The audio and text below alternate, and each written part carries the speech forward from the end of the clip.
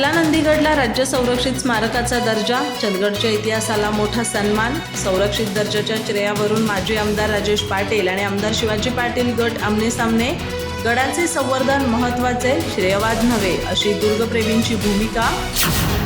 चंदगड तालुक्यातील ऐतिहासिक वारसा असलेल्या कलानंदीगड किल्ल्याला महाराष्ट्र शासनाने राज्य संरक्षित स्मारकाचा दर्जा जाहीर केल्यानंतर तालुक्यात आनंदाचे वातावरण निर्माण झाले आहे.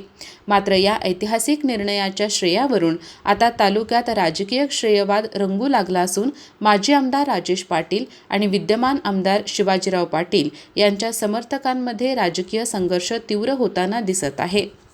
कलानंदीगड हा चंदगड तालुक्यातील इतिहासाचा आणि सांस्कृतिक परंपरेचा महत्त्वाचा वारसा मानला जातो.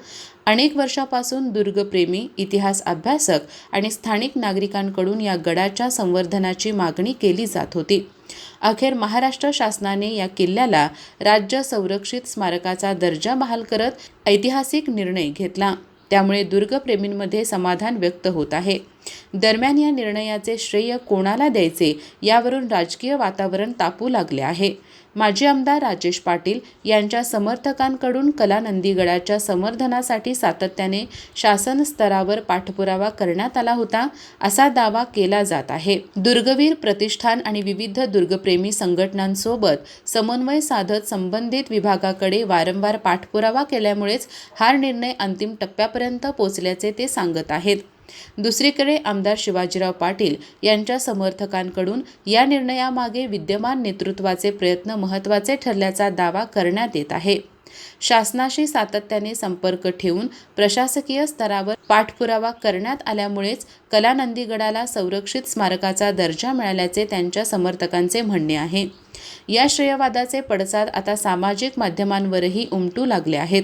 दोन्ही गटाचे समर्थक फेसबुक, व्हॉट्सअप आणि इतर माध्यमांवर पोस्ट, प्रतिक्रिया आणि निवेदनाद्वारे एकमेकांवर टीका करताना दिसत आहेत.